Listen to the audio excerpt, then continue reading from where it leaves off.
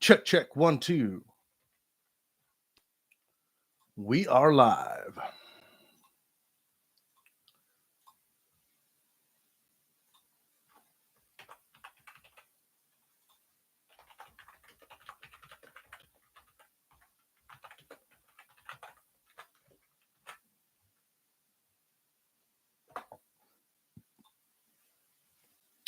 What up, what up?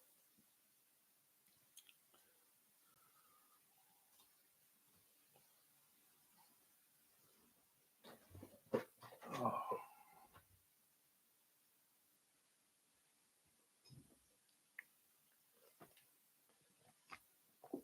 I'm also going to share here. Check, check, check. Let me know when you get into the room. I am an atheist. Let me know why you believe in the existence of God. That's the topic today. Just going to share.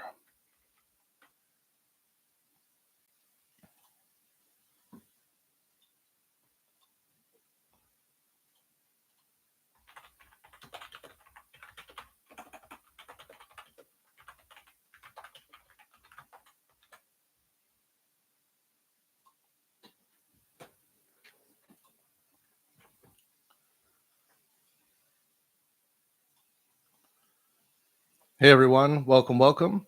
Please drop a like when you get into the room. Really helps the stream health out. Why am I an atheist? Because I lack a belief in the existence of God. People make claims that gods exist, and I just am not convinced of those claims. People often point to religious texts, and right off the bat, ever since I was 5 years old, when I started learning and hearing about these things, I had a problem because people were claiming that these religious texts were divinely inspired, or claiming that those who wrote them were divinely inspired. And then I would further investigate to see how we came to know that they were in fact divinely inspired, and we don't know. So why would anyone accept the existence of God and commandments from God from people who simply just claim to be divinely inspired? Guess what, guys? I'm divinely inspired. You are now allowed to eat shellfish. So it's a real gullible epistemology to claim to know that gods exist. And I'm actually fine. And so again, just to be clear, atheism, the lack of belief in the existence of gods, it's not a positive claim that gods do not exist. However, I am fine defending that position. I'm fine defending Gnostic atheism. As much as I'm fine defending Gnostic anti-leprechaunism. I know that leprechauns, fairies, dragons don't exist. I know these things don't exist. I know gods don't exist. Is it possible that they do? Sure.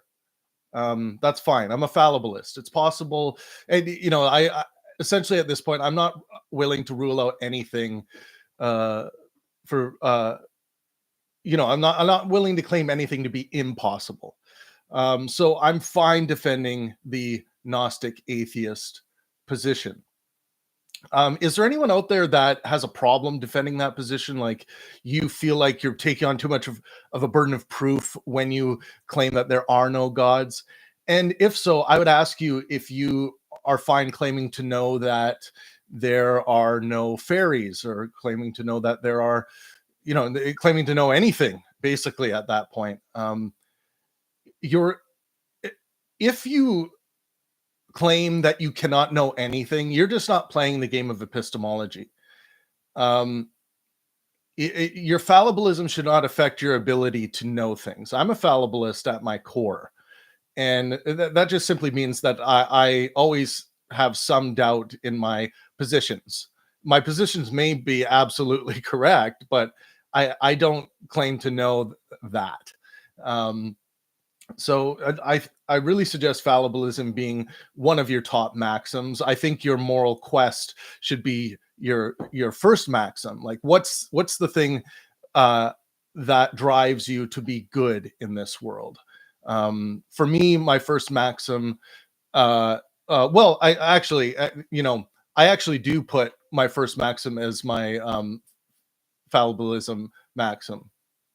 Yes, because it informs and reminds me that my moral quest can change no matter how strongly I feel about it. So, yeah, my first maxim is certainty is almost certainly unattainable.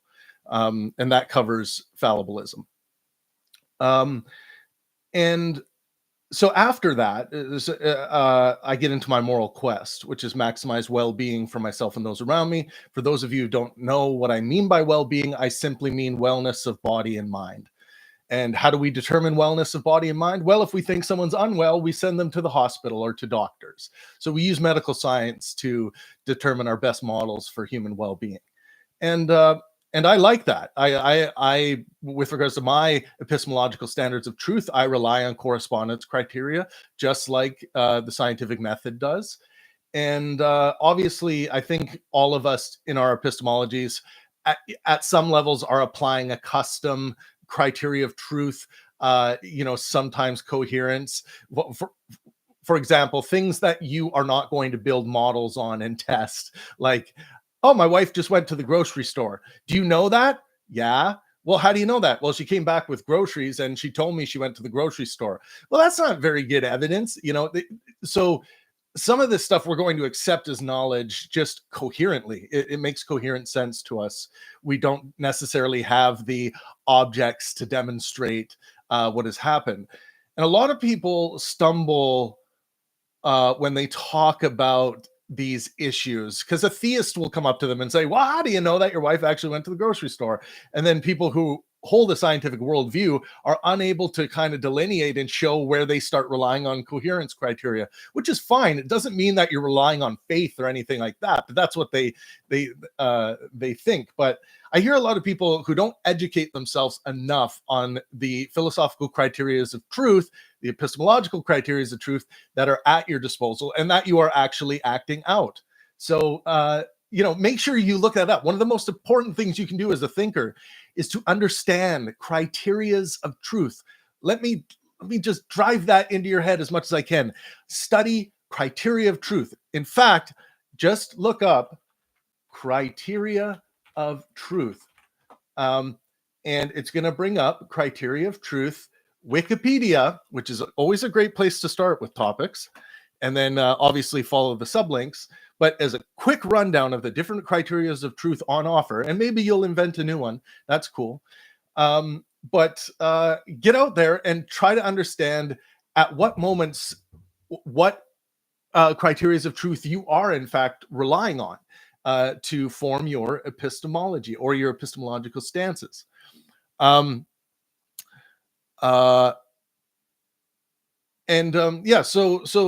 for me, ever since I was young, the problem I've had with the existence of God is simply, it's not like God can be whatever God wants to be, right? So a lot of atheists always go at these arguments against the existence of God to kind of like point out how stupid God is, right? Or how stupid you think God is. But that's not really convincing to most theists, because most theists are going to be like, you're telling a God that he's stupid, and there is some strength to that for people who presuppose that God does exist.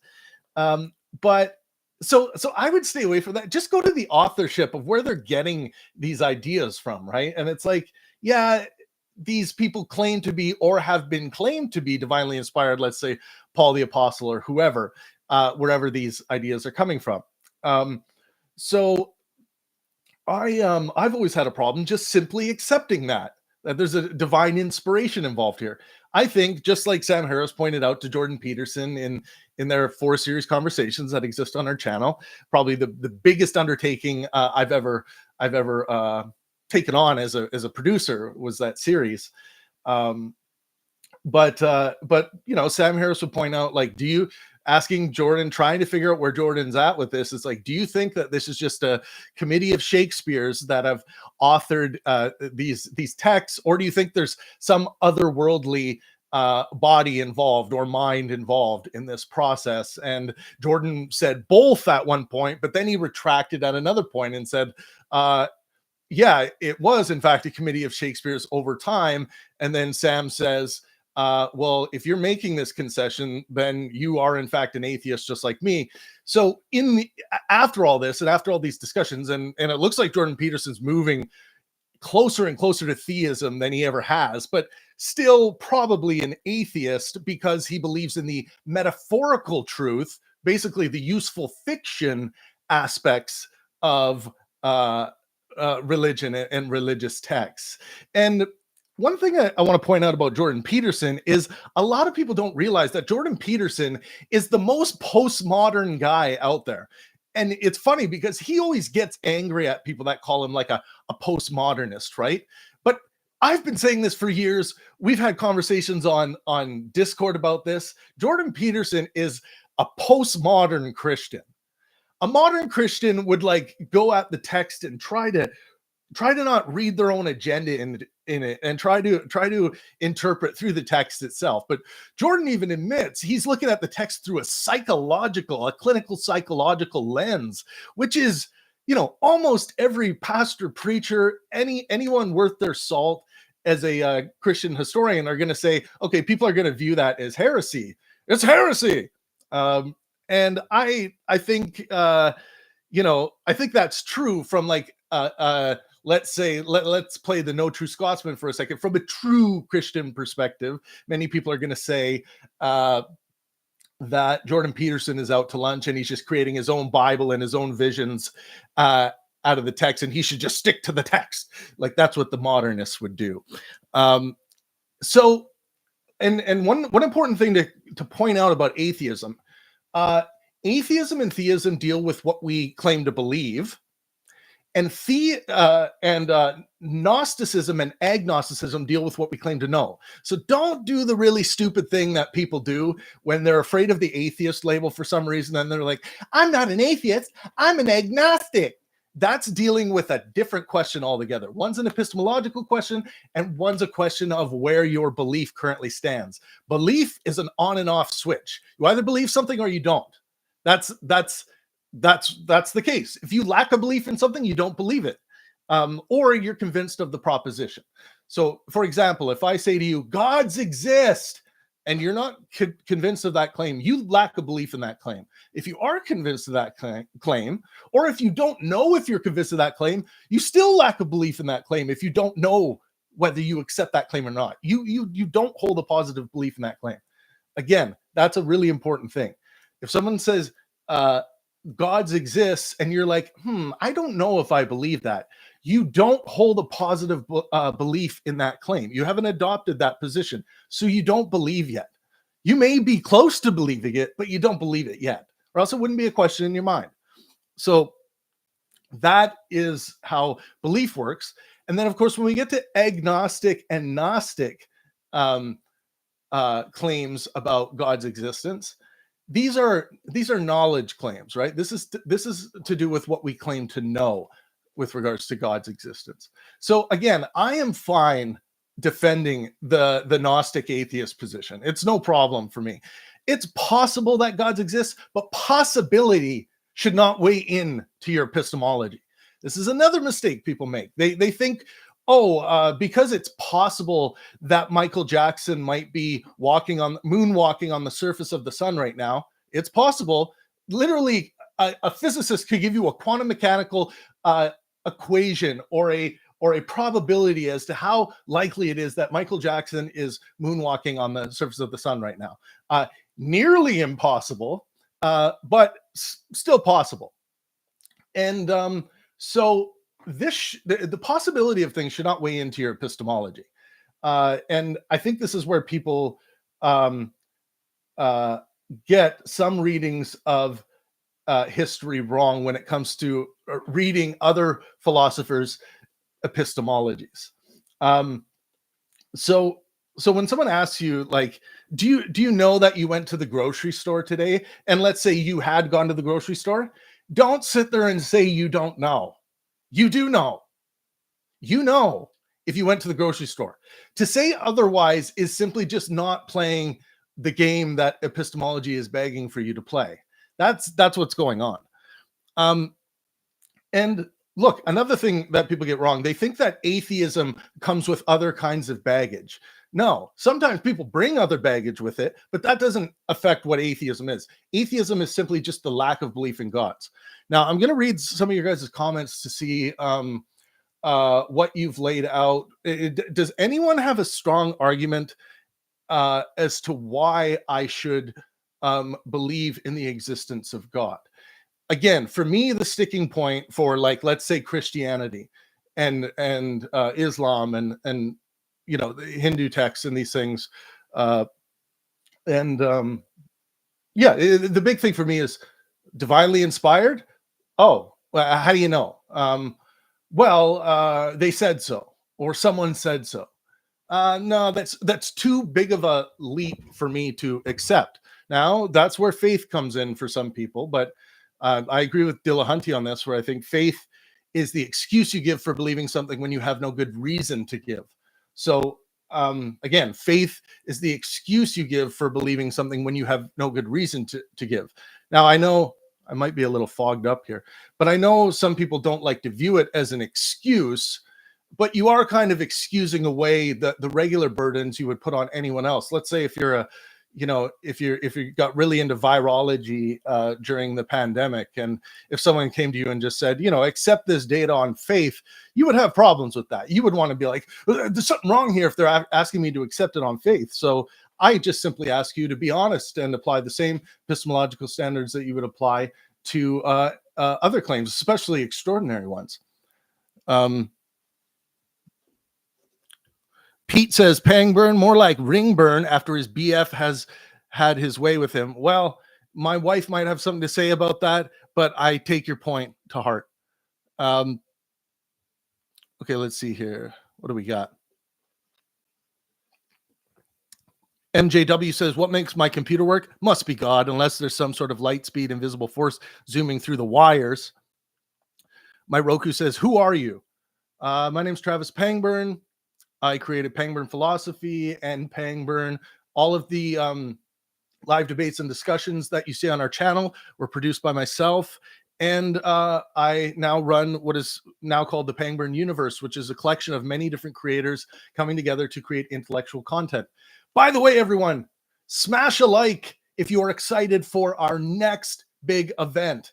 Alex O'Connor, Cosmic Skeptic, going head-to-head with Dinesh D'Souza. This has got to be a dream come true for Alex O'Connor, and I exchanged some email with him. I think he's yesterday, and he seems pretty pumped about the event. I first met Alex at our first event in London when I brought Richard Dawkins, Sam Harris, and Matt Dillahunty over.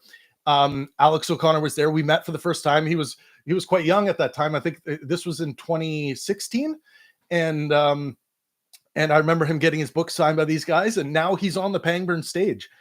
He's, obviously he's been on the Piers Morgan show. He's been having conversations with all kinds of people, with Ben Shapiro recently, but now he's going to go head to head, just like Christopher Hitchens did. He's going head to head with Dinesh D'Souza. This is like a $50,000 event. So I hope you guys come out and support it. It's a big undertaking. Let's just say I've been eating a lot of spaghetti, but it's big.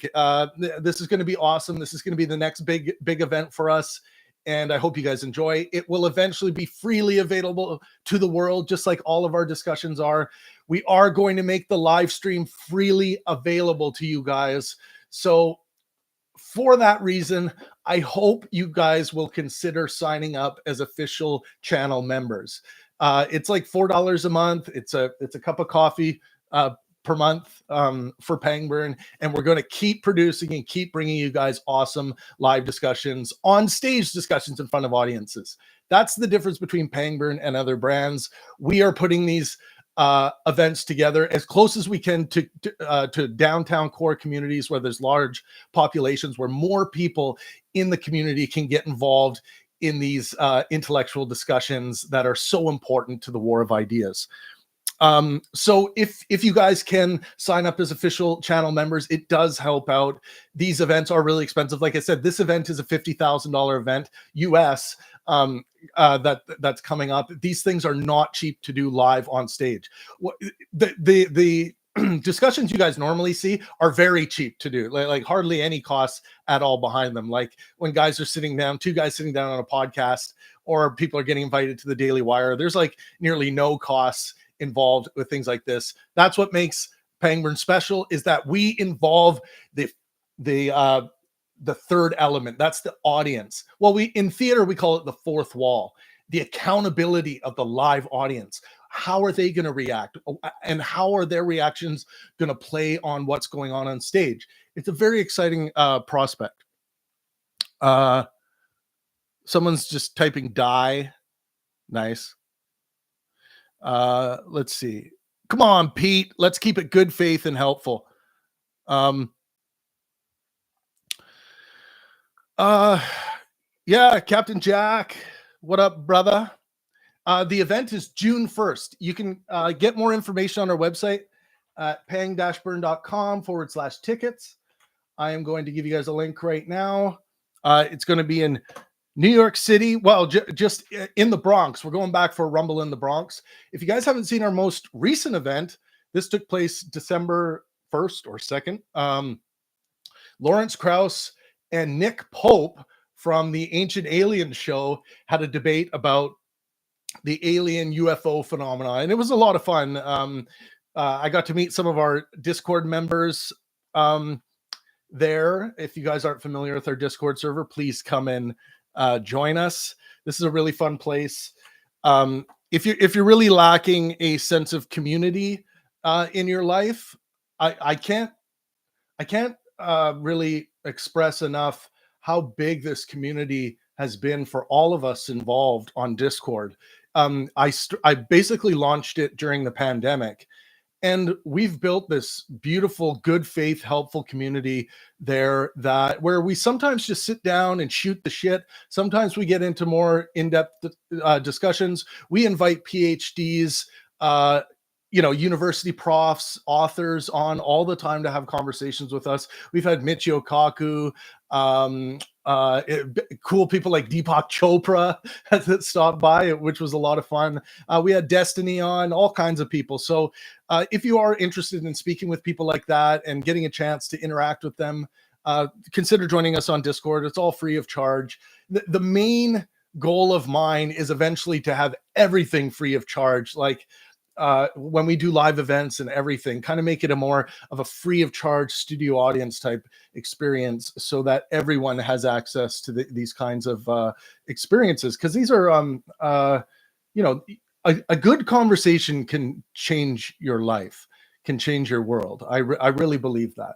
And it happens all the time in our Discord server. Just the other day, one of our most prolific members, Nivik, and if you guys haven't had a chance to meet Nivik, you better join our Discord server, because he's like a modern day Socrates, or maybe there's better examples, but he's kind of like that. He's a really good interlocutor, a lot of fun to listen to, and a very unique mind. But anyways, recently, Nivik has always been about like eye for an eye morality, at least from my perspective.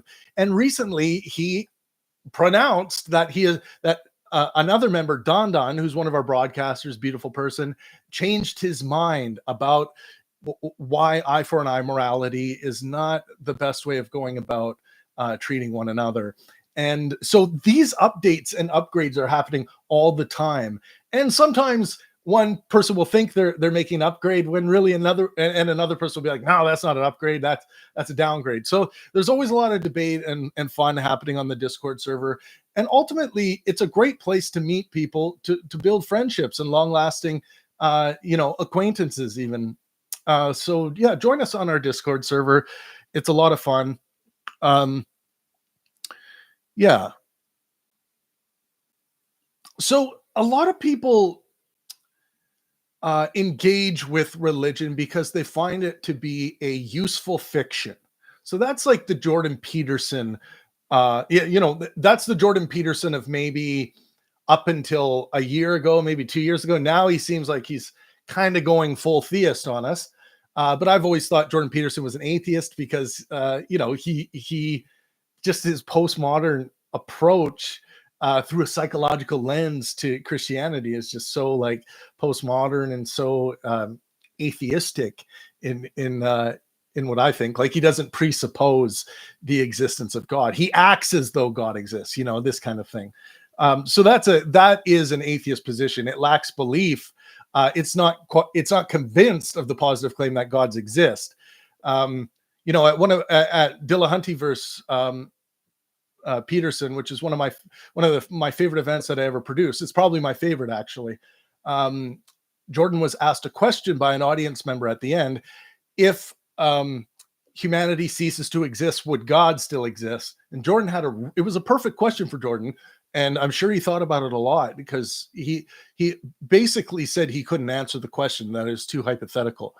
And he took a crack at it, but he didn't answer the question. So yeah, I think that some people view this as a useful fiction, and it really can be for people. And what are some other useful fictions that we engage in? Well, me as a determinist, I don't believe any of us have free will. I believe everything that has come out of my mind tonight has been determined by the laws of physics. Tonight, it's 10:55 this morning. But I act as though I have free will, and I treat others as though they have free will. I believe in law and order, and that is basically predicated on the fact that we have free will and we can make choice. But ultimately, at my foundation, like most physicists, almost every physicist I've ever met, believe that this is all determined. But we engage in this useful fiction of free will, even though we many of us claim to know that it is a fiction. So there are useful fictions that many of us engage in, and that's basically what is meant by metaphorical truth. And that's a topic that has really confused a lot of people when listening to people like Jordan Peterson. Let's see. You guys are in a conversation about milkshake on the server. The ultimate rage. What up? What up? No, compatibilism is just people just trying to, well, as Thomas Panter would say on our Discord server, have their cake and eat it, or whatever that turn of phrase is. But yeah, compatibilism doesn't escape the deterministic causal chain of events. I'm sorry. It's just compatibilist is where a person, where a determinist goes to feel better. But ultimately, there is no mechanism that's ever been demonstrated that we have any kind of free will that's free from the deterministic causal chain of events. It's possible that there is, and I'm willing to change my mind if that's demonstrated correspondently. So we can talk a little bit more about what correspondent criteria of truth is. So in science, you know how science is basically studying the objects in reality and building working theories to help us better understand the underlying mechanisms of how these objects function, and theories for objects. And that is what correspondence criteria is referencing. So I gave you guys the link to study criteria of truth, and that's what correspondence criteria is referencing. The claims we make about objects in reality, and how those claims correspond with what the actual objects are doing. So there is a pretty stringent criteria going on there, and the idea is to, as much as we can, escape our own where our own sentiments might get in the way, our own desires for something to be a certain way, escape that, so that sometimes we will come to find things that are different than we expected, and we allow our beliefs to comport to the evidence. And this is a really powerful thing. It reminds me of Lawrence Krauss, who was quite convinced that we would not find the Higgs field. And then we detected the Higgs field. I think it was in 2014 or whenever it was, 2017. And Lawrence Krauss was like, he comes out and says, I was wrong about that. And then he adopted a positive belief that the Higgs field does, in fact, exist, and we have detected it. And this was a very successful prediction that was demonstrated through LHC, or Large Hadron Collider. And that's just one example I think of when a scientist will have a certain idea of how things likely are, and then the evidence or the model demonstrates it to be not the case. So the mind is changed.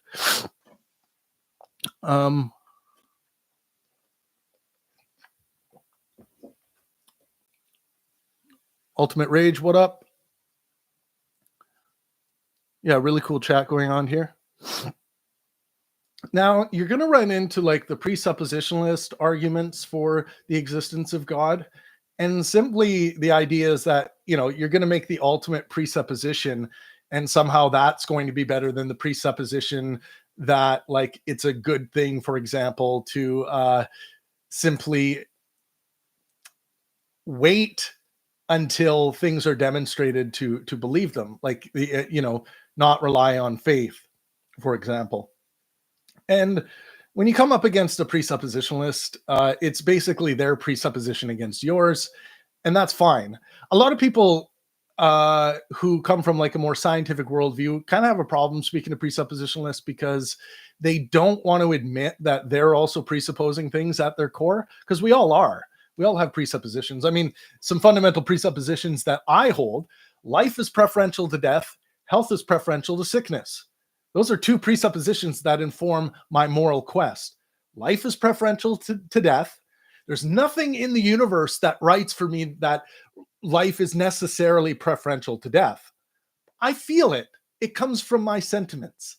And that health is preferential to sickness. Now, sickness feels worse to me than health, which is what leads me to make this presupposition. And I want to live instead of die, which again leads me to this presupposition. So I have these feelings towards these things, and that's what ultimately informs my presuppositions. Now, from that, if I want my best chance to live instead of die, and my best chance of being healthy instead of being sick, I look to the scientific method and what it has to say correspondingly about what's best for my body and mind. And this is where, doctoral care and medicine comes into play when we start learning more about what is actually going on. We go from alchemy to chemistry. We go from shamanism to, let's say, antidepressant medication, which I do take, by the way. I take 30 milligrams of duloxetine once a night before bedtime, and that stops my clinical depression, underlying clinical depression, from manifesting into things like panic attacks, panic disorder, and generalized anxiety disorder. So it really helps with that. One of my things personally, my medical issues, is that my sympathetic nervous system for the entirety of my life, due to many circumstances I grew up with while developing, but has always been on high alert. I could hear everything, many conversations happening around. I could, my intelligence quotient was very high because of how much my brain was focused at attention, so much energy being focused on things, and very fast computational ability, computational horsepower. But when it got to a certain point, when at age around 28, it really started showing itself actually when I had a bad hockey concussion, which I'm a hockey player as well. Vancouver Canucks jersey behind me. Oh yeah, Vancouver, this is our year. That's my biggest religion, by the way. But I had this concussion, and then a lot of my symptoms of my clinical depression started spilling over, right? I went through many trials of different things because they weren't sure what was wrong with me. And then, the medication eventually helped me to get back to feeling like I could really really do my work again, and focus on things and not be so like weighed down and suffer so much pain from even like focusing or doing the smallest amount of tasks. So yeah, that's just a little bit of history on me. um,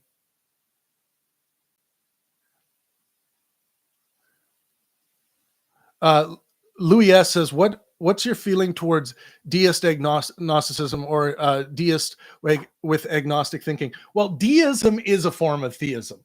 It just simply is. Like, it doesn't come with all the pageantry, but with regards to the conversation about theism versus atheism, I put deism in the theism court because it is still this acceptance that gods exist at some level. So when we're talking about God's existence, uh, you know, with regards to what we believe, there is that side of, you either believe in the existence of God or you don't. Deism is a form of believing that.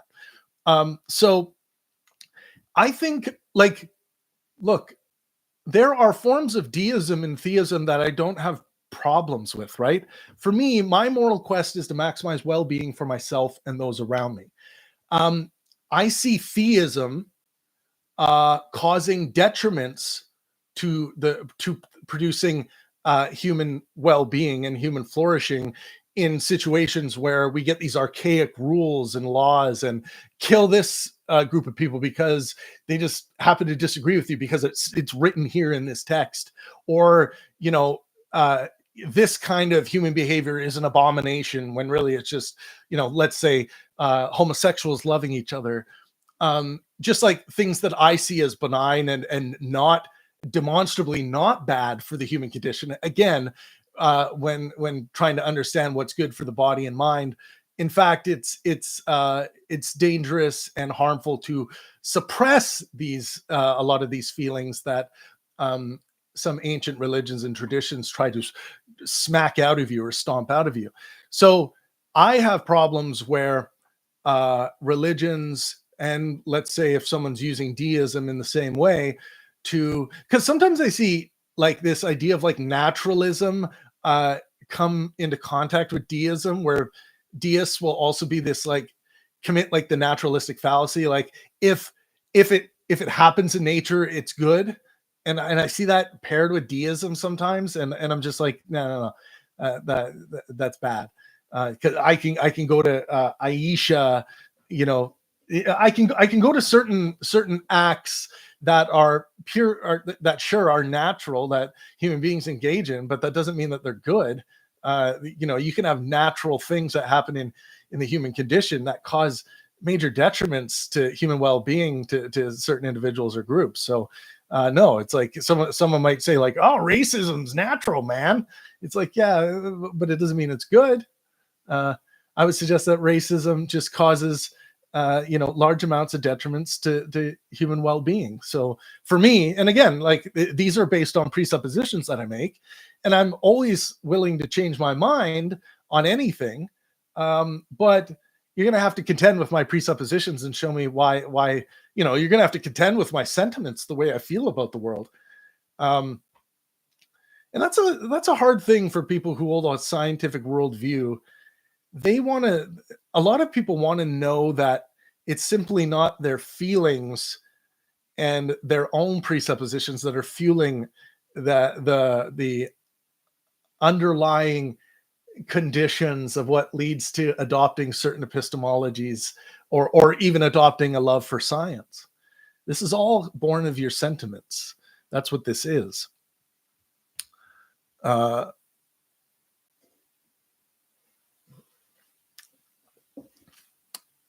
yeah, so yeah, I and again, there are aspects of religion that I actually find to be useful at times. I use the heroin addict example because I've come into contact with this example in real time, in real life. I love going out and interacting with the homeless and people who are out in the streets because of some kind of addiction, almost in all cases because of some underlying mental health issue that hasn't been treated properly. But I've met some previous addicts that weren't able to find reason to step out of that, lifestyle that was really leading them to death, uh, until they found Jesus. Now, in that case, I don't want to take away Jesus from them. So long as they are not harming themselves or anyone around them, I don't want to take Jesus from them in that case. Have Jesus, no problem. Now, if they want to come up to me and have a debate about, okay, the historicity versus mythicism argument about whether Jesus actually existed as a man or not, I'm very much I'm agnostic to that claim. I currently don't. I'm not convinced Jesus existed as a man, even though most historians would claim that he most probably did. And I don't know if Jesus existed. So there's a difference again between belief and knowledge. So I'm very much up in the air about that. I've heard compelling arguments from the other side, but in the end, it doesn't really matter to me. But if that person wanted to have a debate with me about the historicity or mythicism position, I would be happy to have that discussion with them. But I wouldn't want them to lose something that was really causing positive attributes, causing them to flourish from a well-being perspective. Again, by well-being, I mean health of body and mind, or wellness of body and mind.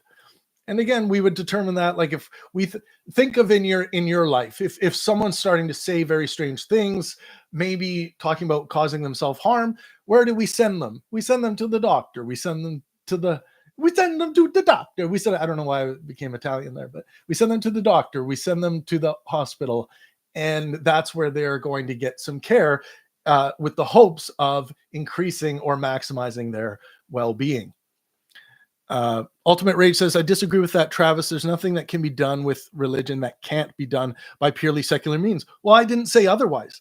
I didn't say that Jesus couldn't be replaced by something else. I'm just saying that in some cases, the risk is too high for me to go in and like torpedo Jesus to the ground in their mind, and that person might fall into some nihilism again and jump into.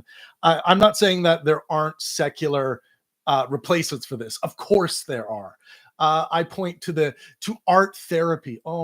Art therapy is one of the most beautiful inventions, human inventions. And it's very much connected to the way that I think we will best approach certain issues of existential dread and depression in the future. More people are going to be doing art therapy in the future. One of the big reasons why there aren't more people engaging in art therapy is just simply due to a lack of energy and time. But I think as things become more automated and we have a little more time on our hands, which I think that's the way we are going to trend. I see more people garnering artistic inspiration from their own creations.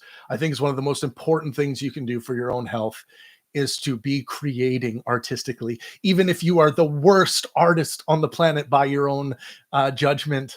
I think it's therapeutic, and it's an amazing thing. Like, people who actually have time and apply themselves for 1 month's time, you can learn most chords on the guitar, and you could strum along with most songs. It's like, we can do this, and and these things are.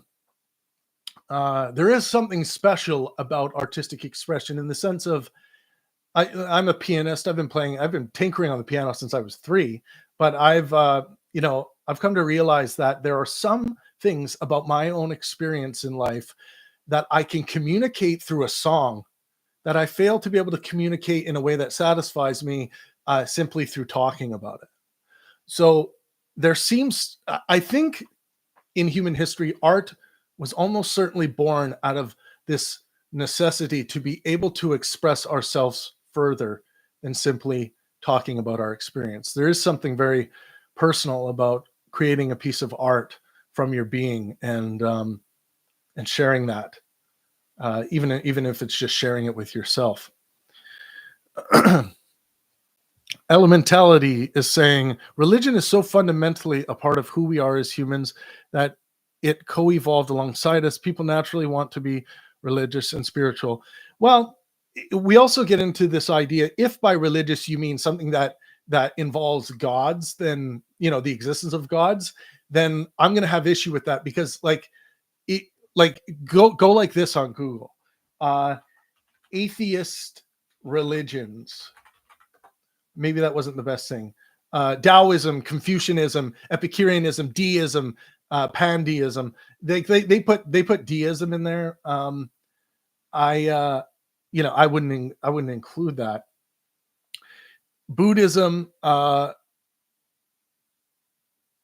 Buddhism is often portrayed, the Buddha is often portrayed as a teacher of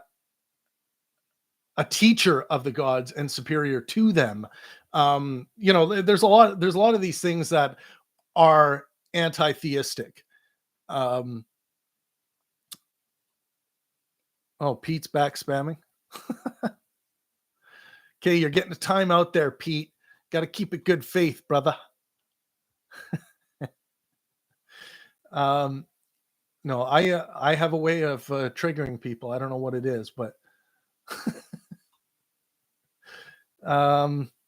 yeah. So like, I would say that there are a lot of non-theistic religions out there, in the sense of religions that don't rely on submitting or applying faith to the existence of God. Graham Maycock says, have you ever participated in faith? Faith, the way I describe it and the way that people like Dillahunty and some others describe it, is the excuse you give for believing things when you have no good reason to give, instead of saying faith. I don't think I've engaged in faith. I will usually have a reason outside of faith to give for anything I believe. So I don't think I engage in faith, or I couldn't really point to anything. I've believed things on bad evidence, for sure. Like, for example, when I was 20, I was convinced that the government was hiding evidence of alien spacecraft. When I was 20, I can remember that. I was really into it for like 3 months. And I was like, yeah, there's evidence of it, man. They're hiding it. And I just had I didn't realize that I was engaging in logical fallaciousness with regards to applying a really heavy amount of weight to eyewitness testimony, as though it was like a really strong piece of evidence. Like someone who was a decorated general of whatever would come forward and be like, we have recovered alien spacecraft. And I'd be like, this guy's credible, man. Like, and then I would apply that and think that, I had solved the world. When really it was, it's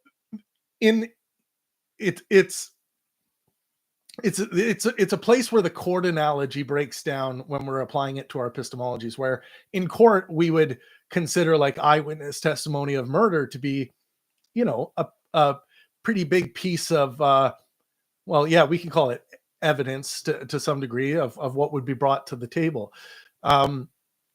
And of course, remember that evidence doesn't just mean like good evidence. There's such thing as bad evidence too, right? But evidence nonetheless. Graham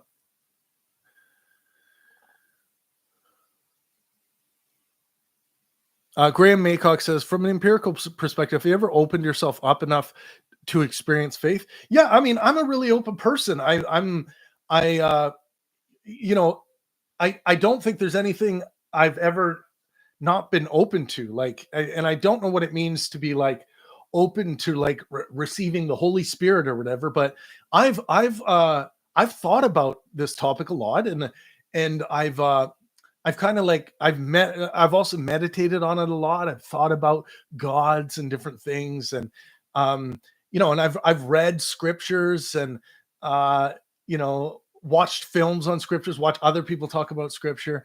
And I'm not closed off to the fact that any of this might be true. I don't, I'm a fallibilist with regards to my own atheism as well. And, my own, let's say, Gnostic atheism, where I'm willing to claim that there are no gods at this point. Um, and and I adopt, of course, as much of a burden of proof when I claim that there is no Santa Claus, right? And it is possible that Santa Claus exists in my mind. So, have you ever tried to sit in many different churches and see how they experience God? Yes, I have. I've been to different churches around the world, actually. I've been in Rome. I've been in London. I've been in Canada, U.S. I've sat in churches, and I see what's going on, and people, the words are really meaning something to them that are being spoken. I notice probably the biggest reactions I usually see from people are during the music phases, where they feel, I guess, filled with the Holy Spirit. And like I get that. And that's something, when I had Jordan Peterson on my podcast, that was actually the first podcast I ever released. That's something I wanted to talk with him about, how art, just in general, the category, does what religion can do with regards to inspiring people. The inspirational power of art, of music, song, dance, visual art, it does the same thing, from what I can tell.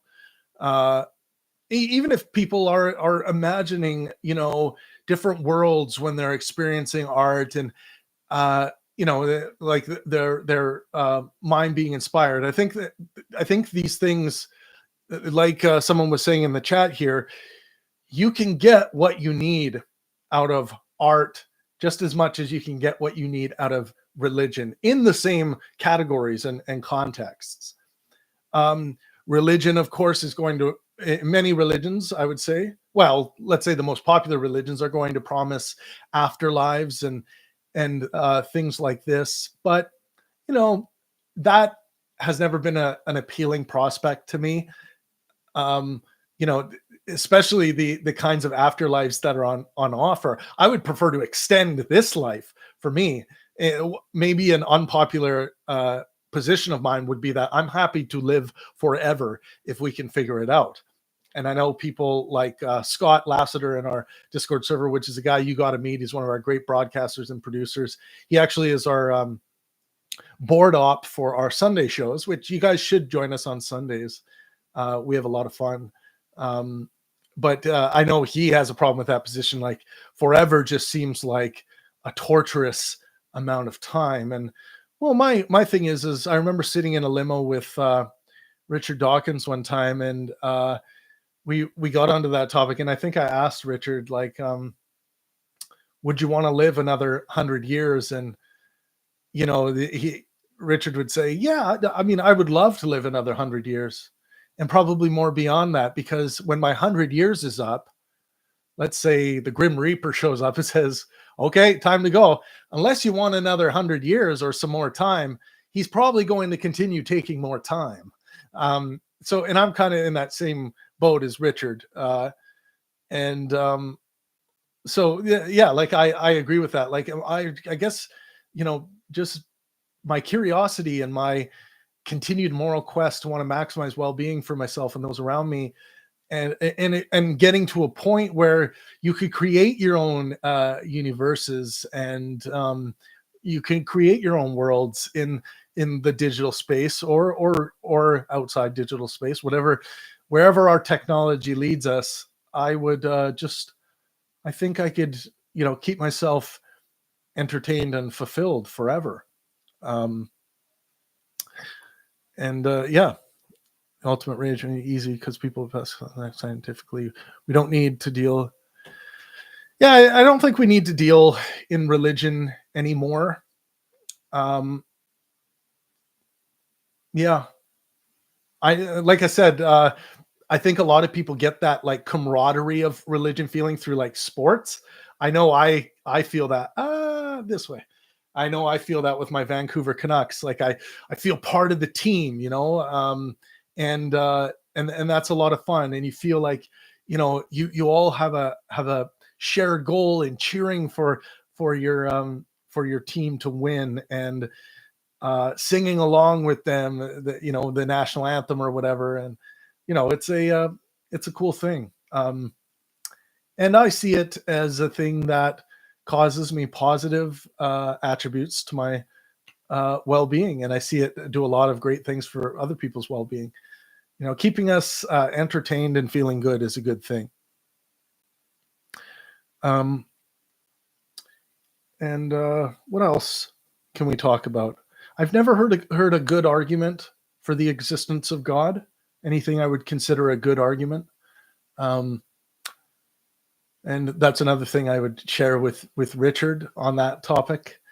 I believe he was on Alex O'Connor, Cosmic Skeptics podcast recently, and I think he reiterated that there's no argument that's ever been made to him about the existence of God that he finds convincing.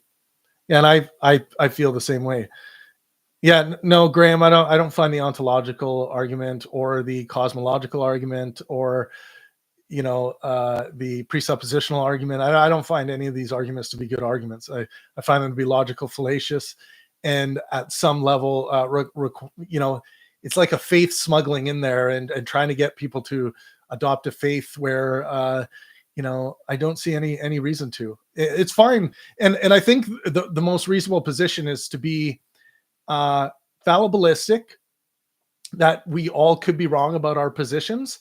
And then once we accept that, we then go to play the epistemological game, like I was mentioning earlier, where we have criteria of truth and justifications that are going to inform our epistemological outlooks on these things. But one of the most important things you can do as a thinker is to understand your criteria of truth. Now, a lot of you who are religious are going to be relying on a traditional criteria of truth. And here's again the Wikipedia for criteria of truth to sink your teeth into this and to start better understanding why you feel the way you do about certain things being true versus how other people feel the way they do about other things. Some people read ancient texts and that is as true to them as the webcam that I am looking at, or this coffee cup. It's as true to them as this. And, Jordan Peterson will say that about certain aspects about Christianity. It's as true to him as this cup right here. So that's going to be like a traditional criteria of truth. And you'll see that in the criteria of truth that are on offer philosophically and epistemologically. So do look into that. It's really, really good. So Elementality says, anyone who studied history knows secular humanism failed. Well, so what you can get away with saying is that being secular, like people who happen to be secular, who tried to run a secular society, failed, but you can't call that secular humanism. And I agree with Matt Dillahunty on this, by the way, when in his conversation with Jordan Peterson, where he kind of flipped his lid on Jordan when Jordan tried to say that like Soviet Russia was secular humanist. That's a terrible reading of history. You don't understand history if you think that secular humanism had anything to do with the Soviet Union. Secular humanism includes a long dialogue and a manifesto and all kinds of things and different writings that are included in it that you can't get away with being anti-human well-being and call yourself a secular humanist. It just doesn't go that way. I don't call myself a secular humanist because I don't subscribe to all that stuff. I don't think you need that. I don't think you need any of the doctrines and things like that. I think it's much more simple than that. Like I said, when it comes to issues of good or bad, I form those through those two fundamental presuppositions that I make, that I feel that life is preferential to death and health is preferential to sickness. I just feel that. There's nothing more to it than that. I just feel that those things, I want to presuppose those things. It's a desire. So I presuppose those things.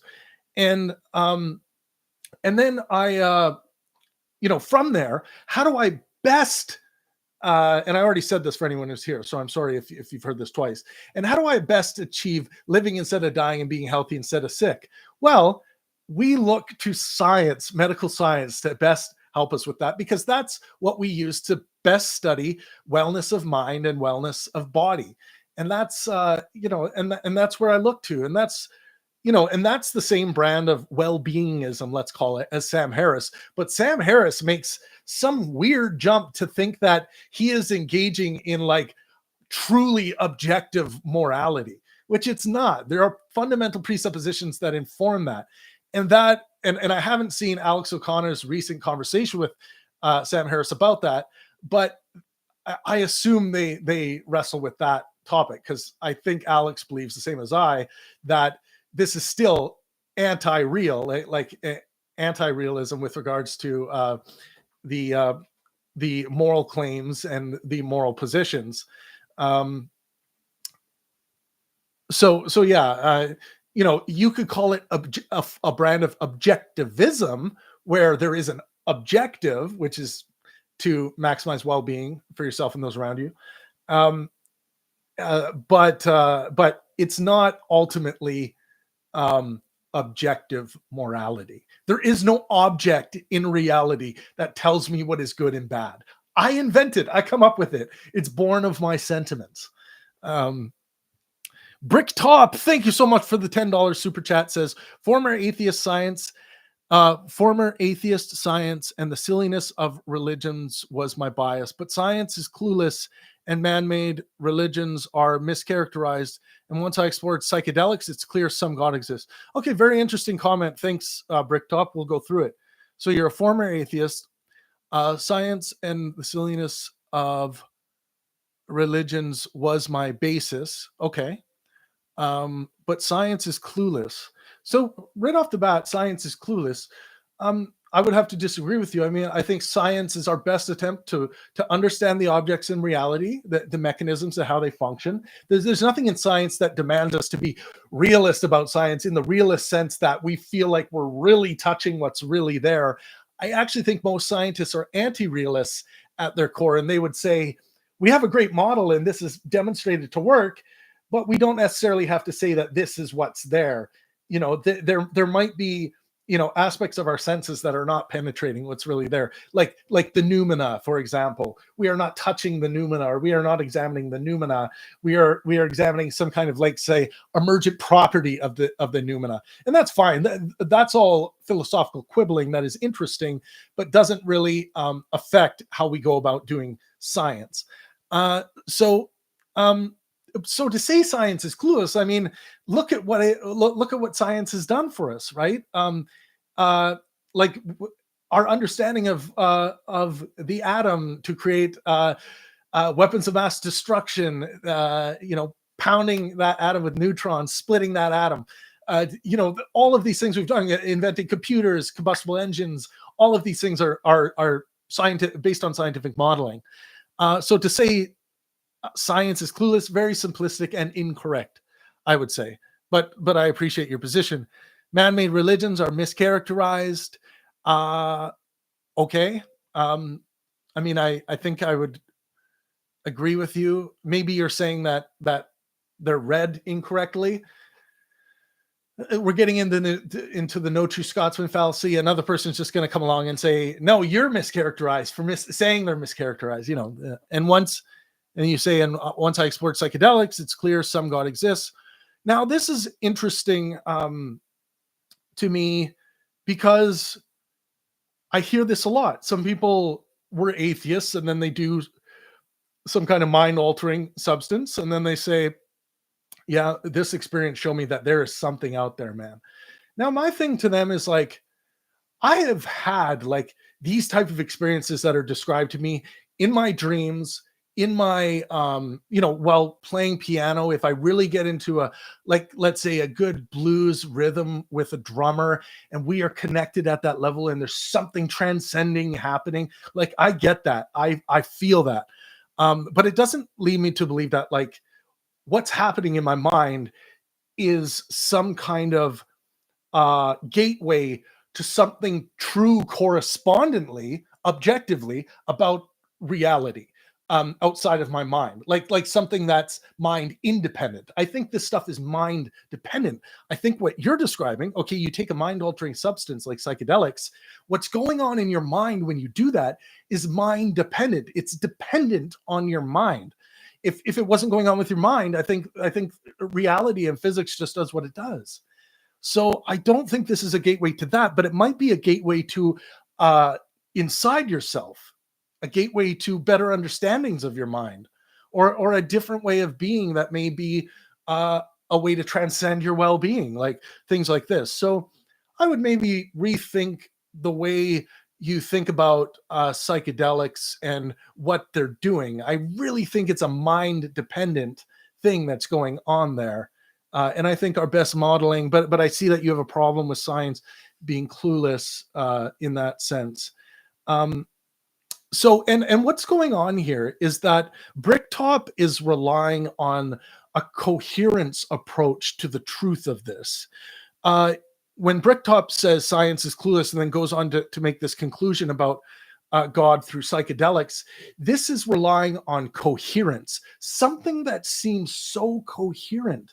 And coherence, of course, when you study criteria of truth, is a criteria of truth that people rely upon. Like I said, I do it. When my wife goes to the grocery store, she comes back. Do I know she went to the grocery store? Yes, I know it coherently. I don't know it correspondently because I haven't built a model and tested that empirically. I don't know it in that sense. So it's not that I'm any better than Bricktop ultimately. It's that Bricktop is using correspondence in this, or sorry, coherence criteria of truth in this case, when I would suggest this would be something that we would want to use correspondence criteria, um, uh, because we have the modeling available to better understand what is going on here. And it's not that I don't have any corresponding objective reasons to believe that my wife has gone to the grocery store, because there are things that do correspond with that knowledge claim. There is some evidence there, but I'm talking about ultimately, do I know in the same way that I know E equals mc squared, right? Energy is equal to mass times the speed of light squared. It's that is something I know because of the objects that have been examined like that. So that's thank you so much, Bricktop, for the $10 super chat. All the power to you. I know. Bricktop with another $10 super chat. Thank you so much for this dialectic. I really appreciate it. Guys, what do I think is the best form of dialectic? Good faith, meaning sincerity of intentions. You're sincerely in the dialectic to have a good conversation, and helpfulness. We should all know what helpfulness is at this point. It was drilled into us through kindergarten, preschool, high school, everything. You should know what it means to be helpful. If you don't know, work on it. So those are my two minimum requirements for a fruitful dialectic. If Bricktop was just like, shut up, you cunt, you're just a cunt, you don't know what you're talking about, you fucking cunt, he hasn't met my minimum requirements for a fruitful dialectic. Clip that, by the way. Bricktop says, buddy, you have to understand my character count is limited. Well, not so limited because you took the time to say that. No, I'm kidding. The dual slit experiment, many other things we don't know.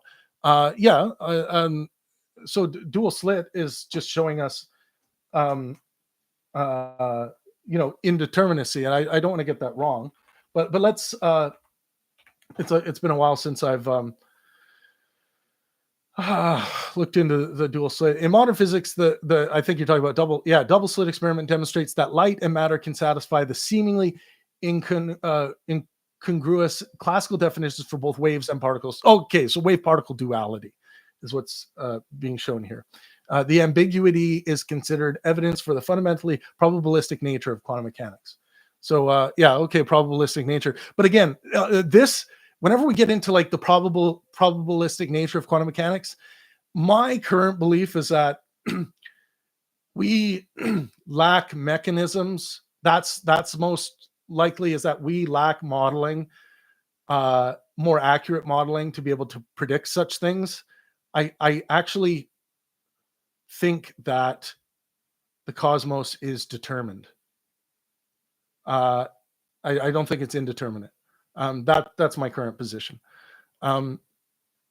And then you say ayahuasca shamans have insane abilities. Something is going on. Sure, I'm willing to grant something is going on if you observe something, but let's test it. That's my thing. Let's test what's going on. And if the tests come up to say that what they're engaging in is some form of art that inspires individuals to higher levels of well-being, kind of like chiropractors do, then fair enough. Then there are, for some people, there will be some benefits. It's like a doctor. A lot of people think that doctors verify all the time that like chiropractic care is like a reasonable way to treat a serious back injury. And no, if people are having muscle pain and things like that, a doctor say, well, you might want to try a chiropractor because some people have received benefits. Now, the benefits might be different from what you're thinking. The benefits will almost certainly be psychosomatic, but there's still benefits available for the patient's well-being there. So, and then that doesn't mean it's anything worse necessarily. You can get psychosomatic benefits from a conversation, and I think conversation therapy is like one of the best therapies available to people. So,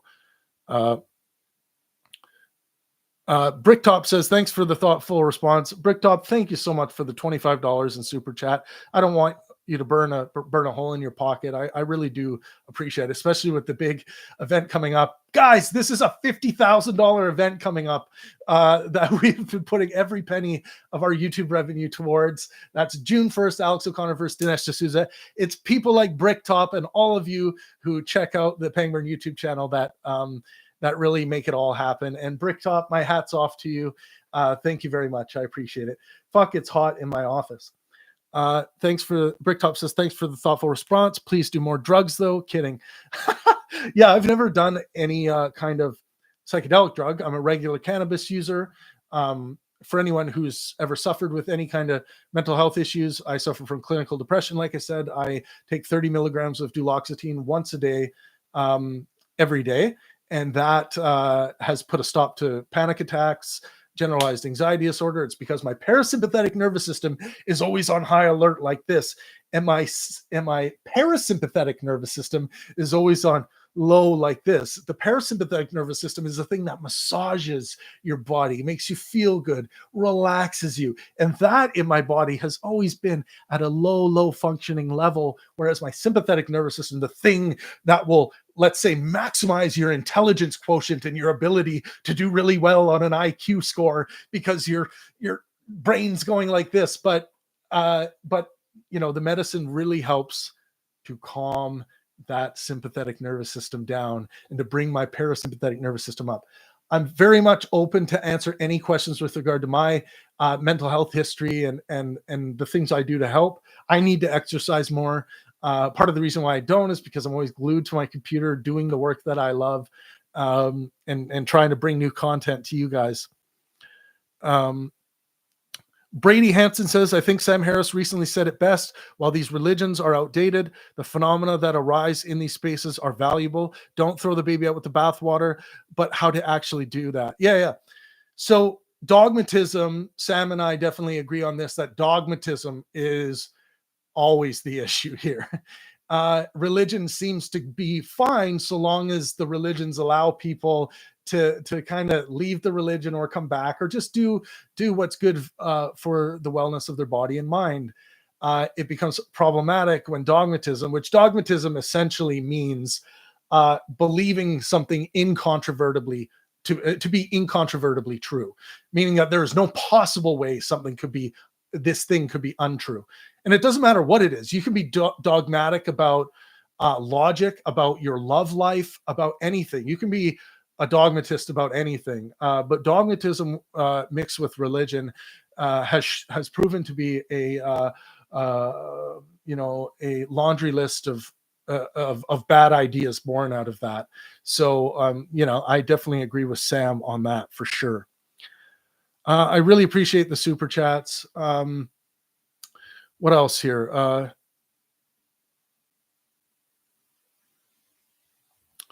Mace Starwalk from the Pangburn Universe. Guys, go check out Mace Starwalk's channel. If any of you are interested in becoming an intellectual YouTuber or a debate YouTuber, come and talk to me on the Pangburn Discord server.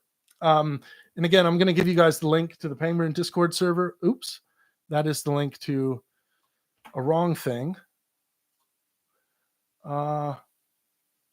because I will be on the Pangburn Discord server almost every evening interacting with everyone, just like I am right now. And you can talk to me. Oops, I posted the Wikipedia again for criteria of truth.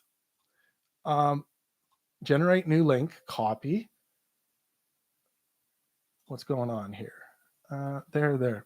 Okay, here is the Discord link. Come and join us. May Starwalk is on there. But if you want to have your own Pangburn Universe YouTube channel, the Discord server is the place where you kind of get a tryout. And if you're someone that seems like someone who has an aptitude for this kind of thing, and you want to put yourself out there and you want to partner with Pangburn on your own YouTube channel, it's a way to fast track yourself to gaining more subscribers rapidly. So come and hang out with us there. And again, like I said, we have PhDs, university profs, authors join us all the time on the Discord server, and it's all free. My goal is just I want people to have access to all of this educational material, and I think it's a beautiful thing. And it's not that I want everyone to agree with me. That's not what Pangburn's about. Pangburn is about good faith, helpful discourse. That's really what it's about. Guitar Dog, thank you so much for the $15 super chat. I really, really appreciate that. I'd recommend a stationary bike. You can work on your computer while you pedal. There are models that fold up like ironing board if you don't have space. Thank you so much, Guitar Dog, for the suggestion. That actually just sparked something in me, and I think I'm going to do that. Look for me soon to have a bike back here. It is kind of it's always very warm in my office too. So maybe I could do that, sweat it out. I think that's a really good idea, actually. Once we get through this June 1st event, then I'll put that on my wish list. Get myself a exercise bike. It's a very good idea. I like to get out in nature and walk as much as I can. It's starting to be summer here in Vancouver. My wife and I already did our first hike. I think it was a 3-hour hike or something, but our next one's going to be a big one. We're looking at doing a 6-hour. We're going to be doing the Chief. For anyone who's familiar with British Columbia, the Chief is near Squamish, just outside Vancouver. But it's a really cool hike. You guys can Google that. It's a really fun hike. And I always post pictures and different things from my life on our Discord channel.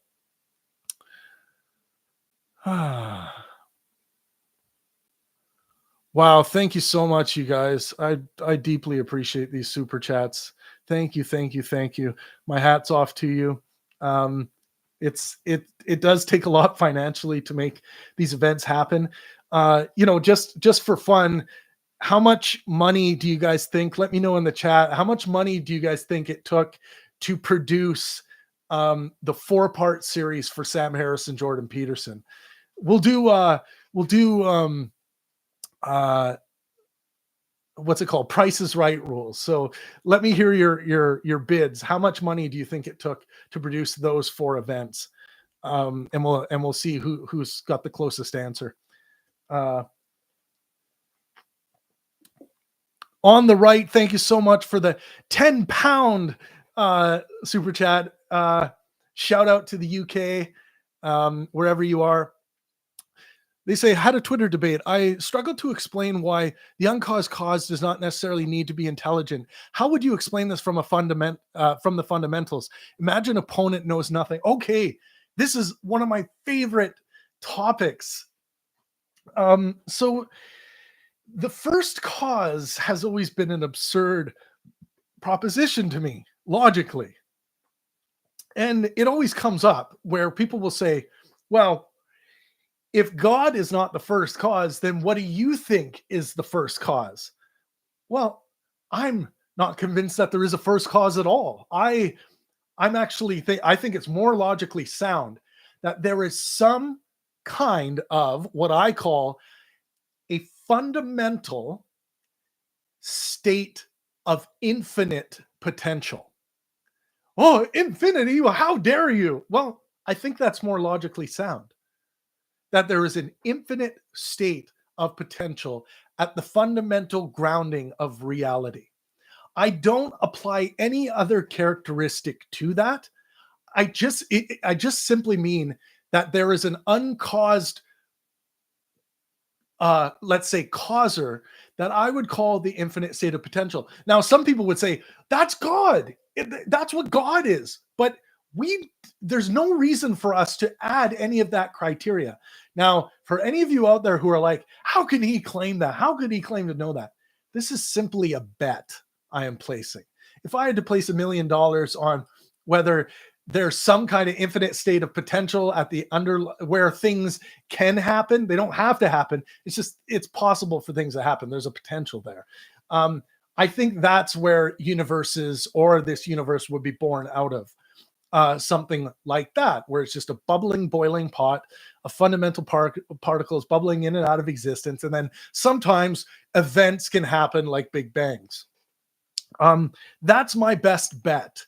Betting on a first cause is logically absurd. It is just absurd. Something from nothing is just an absurd concept. It's as an absurd concept as nothing is itself. Nothing is a useful fiction that we use to explain things in mathematics and whatnot. But nothing, as far as nothing manifesting in reality, we have no examples of nothing. It's kind of like free will. We have no examples of free will, but you know, this is sometimes adopted as a useful fiction by people, that we must live this way. Yeah, I would explain it that way. Explaining it as a bet, as opposed to being like, I'm throwing my lot in with this. Explain it as a bet, because I really think the best we can do is place a bet on things that are so far out of our grasp, so far down the logarithmic scale. Okay, we have the Planck length right here. We're talking like, how far deep do we have to go when we hit that fundamental grounding of reality? And I'm talking like the bottom of reality. I'm not talking about like the Planck length, which is where how far our spatial dimensions or dimensions of measurement might go down the logarithmic scale based on what we understand about physics. Because when you put the Planck length, basically the way Michio Kaku talked about it with me is like, the closest distance you can shove two fundamental particles together before they basically collapse into a black hole is like, that distance is the Planck length.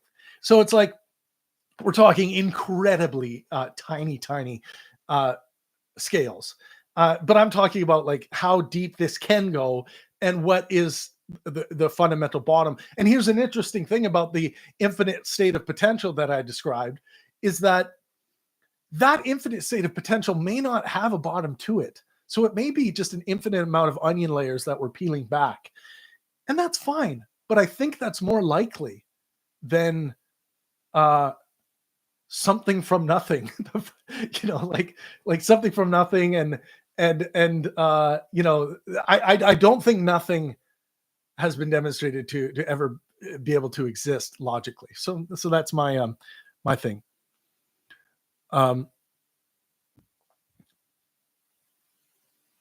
Yeah, you guys, talent prices involved. I'm seeing 20K, 10K. Hey, Daotsu, how's it going, my brother? The Ultimate Rage with the $5 super chat. Thank you so much. Thank you so much, Ultimate Rage. The Fist. Yeah, thank you so much. How do I try to have my own Pangburn channel? I was able to grow my TikTok tremendously doing lives like these until I was banned by haters. You know what? Don't let the bastards get you down. No one out there should be hating anyone out there for disagreeing on ideas. Daryl Davis is one of my heroes. And Daryl Davis is, for those of you who don't know, the black man who dared to go into the belly of the beast, into the belly of the KKK, put his arm around people who really believed that his existence was less than theirs, even though they're both human beings, and have conversations with people. And through the dialectic was able to convince people that they were incorrect about their ideas. If Daryl Davis can do it, all of you can fucking do it. If Daryl Davis can do it, all of you can fucking bloody well do it. There is no excuse to hate people that you disagree with. No excuse for it. Take the time to realize that they are a human being just like you, and their sentiments have led them, and their sentiments are born out of their experience of what's going on in their environment, have led them to these ideas that you detest. And your best method, the best method of convincing them otherwise, is to treat them with good faith and helpfulness. Sincerity of intentions, being sincere that you disagree with them and they hold ideas that you detest. Being sincere about that, but being helpful about it. It's the best method. Daryl Davis, baby, all the way.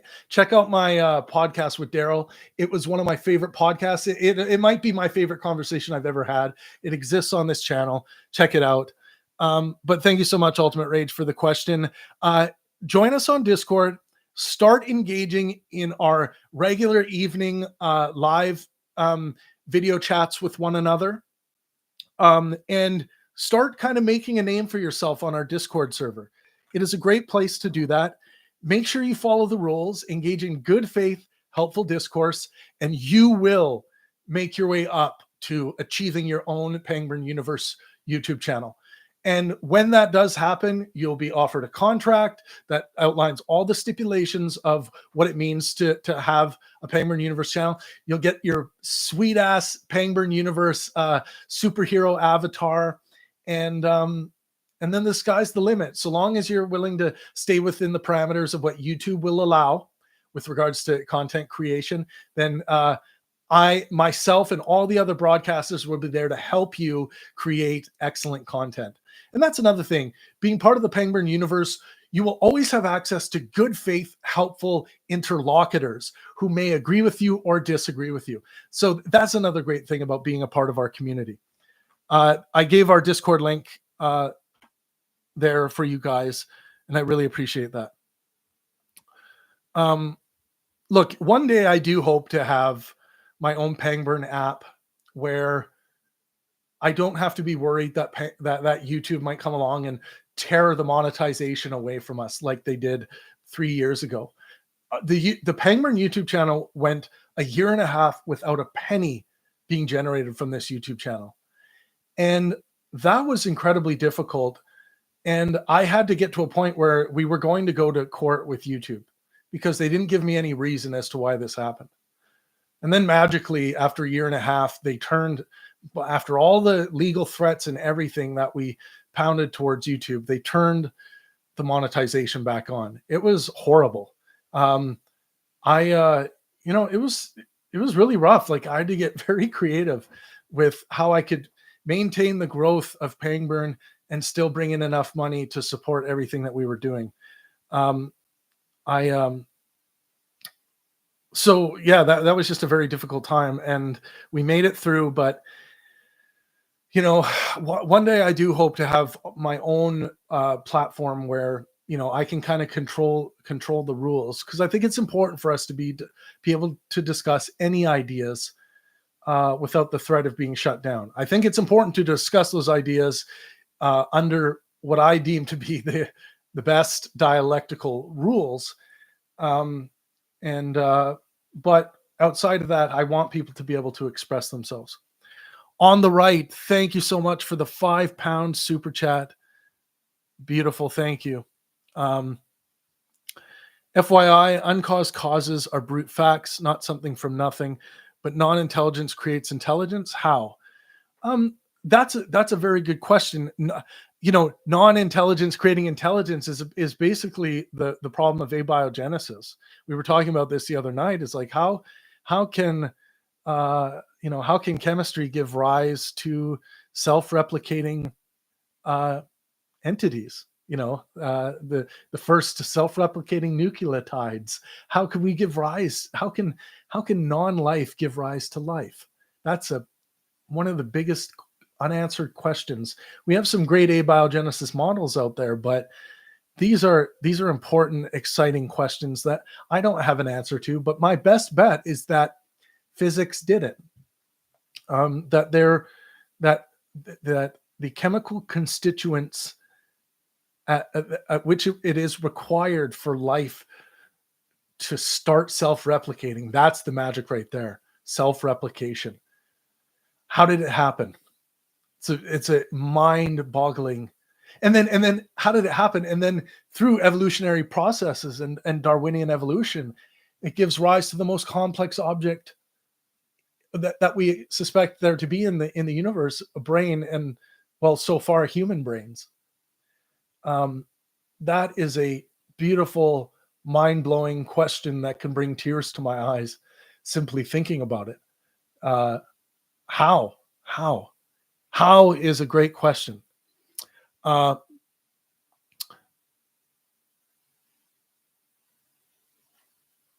uncaused causes are brute facts. Um, yeah. So someone has to demonstrate to me an uncaused cause. Um, I don't think such things exist. That's why I think it's more likely that there is a fundamental, uh, uncaused causer. And again, some people are going to say that's God, but we don't need to call it God. That's just adding unnecessary baggage that we have no evidence for. There's no reason to believe that it's God. It could simply just be a physical process, like any other physical law. Ultimate Rage goes on to say, yeah, Mace says they were still playing ads on your channel while it was demonetized. Damn hypocrites. That hurt a lot. The fact that YouTube was advertising on the Pangburn YouTube channel at the same level that we were advertising before, and not a penny was coming towards us.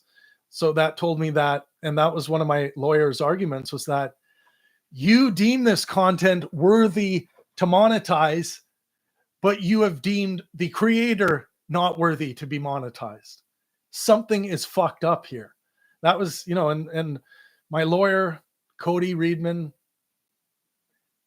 just really helped me through all of that.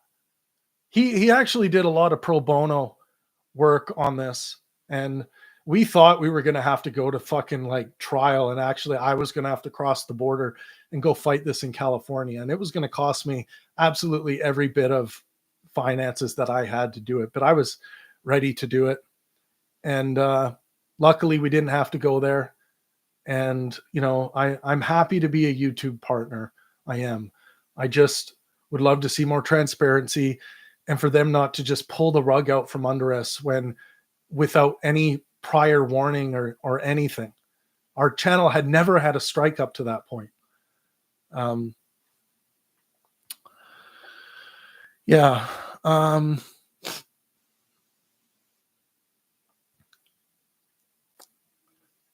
Necessary Duty says, what do you think about the radical negative utilitarianism? Is the goal of life and consciousness to make an end point at life, to make an end point at life and consciousness in the whole universe? I'm wondering if you could rephrase that a little bit, Necessary. Radical negative utilitarianism. Let's look up what you might mean there.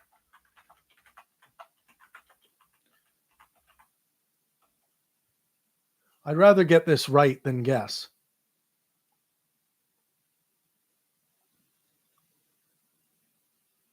Oh, yeah, I see what you're saying. Okay, so this idea of wanting to completely eradicate suffering, it's the wrong way of going about life, folks. Suffering avoidance calculus creates rats. It creates rats out of humans. You're constantly worried about what's around the corner. Oh, is that going to cause me some suffering? Oh, no, I'm not going to do that. I don't want to take on any suffering. Oh, that thing too is it could cause me suffering as well. And what about the possibility of this causing me suffering? No, this is rat philosophy. I hate to say it. I don't hate Jordan Peterson. Him and I just disagree on a lot of things, but Jordan Peterson promotes rat philosophy, promotes suffering avoidance calculus. What is a better way of going about life is positively going out there and trying to maximize your well-being. It is my moral quest to maximize well-being for myself and those around me. So instead of worrying about the suffering that might be around the corner, what are the things that I can extract, how I can extract some well-being from this pursuit, that pursuit, this pursuit, that pursuit. So you're in this constant mode of trying to thrive instead of simply survive. Thriving instead of simply surviving. We are way past the point in human history where we need to be engaging in suffering avoidance calculus.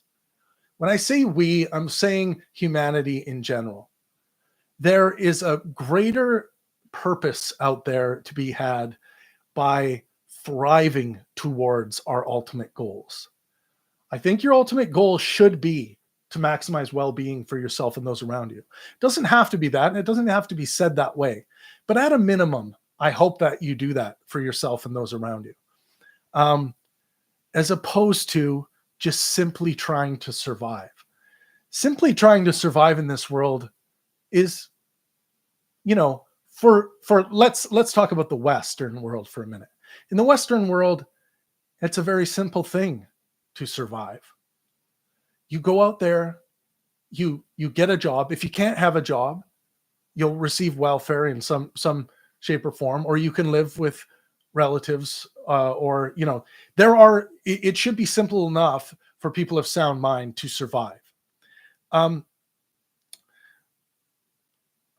But to thrive, I think, is going to add more purpose to your life and fill you with less worry about what might be around the corner or what's possibly around the corner, and cause you to care about what is far beyond those worries that I find to be just a distraction. So find something to thrive towards. Find something that's going to make you thrive from a well-being perspective. And part of that is going to be going through the process of understanding what I would call your pleasure hierarchy. What gives you the greatest pleasure in life? For me, doing acts of kindness for others is what gives me my greatest thrill. So my empathy drive, that thing within me tends to bring me my greatest thrill. So I try to look for ways to do that and incorporate it into my work as much as I can and as often as I can. Sometimes I do that through helping friends, people who are really close to me, and sometimes I do it by just going out onto the street and doing this. And sometimes I film that in order to help inspire people to do the same. But I really think that what's important is thriving, not simply surviving. Obviously, to thrive, you need to survive, but survival is a means to an end. Survival should not be the end itself. So that would be my response to the question about, let's see, negative utilitarianism. Or utilitarianism. Utilitarianism. I think you put utilitarianism.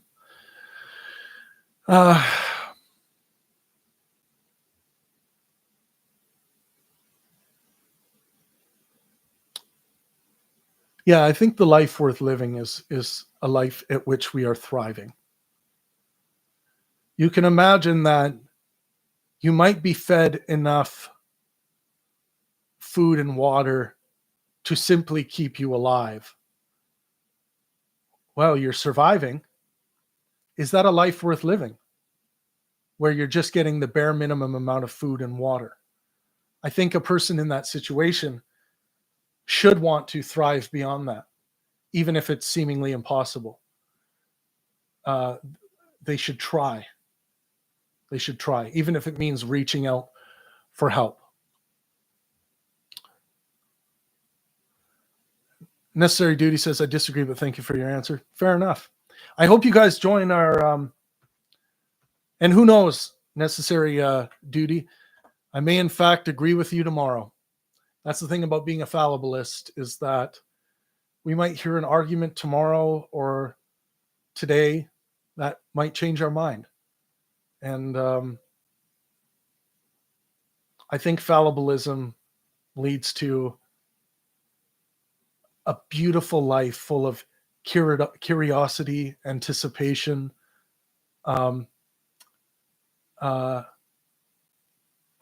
losing our own ego that is attached to beliefs, knowing that any of that can change day by day. All right, everyone. Well, thank you so much. It's been an hour and 40 minutes. I'm going to do more streams like this. I hope you guys join me. Happy to answer any questions you ever have about anything that's on your mind or anything you're curious to ask me. I deeply appreciate all the super chats and for everyone who supports this channel. It means the world to me. I do truly love you all. And please join us on Discord. There's the link right there. And I'll likely see you guys tomorrow on here. And feel free to join me. Join us on Discord. And please drop a like before you leave. It really helps this stream. All the best, and let art and science inspire.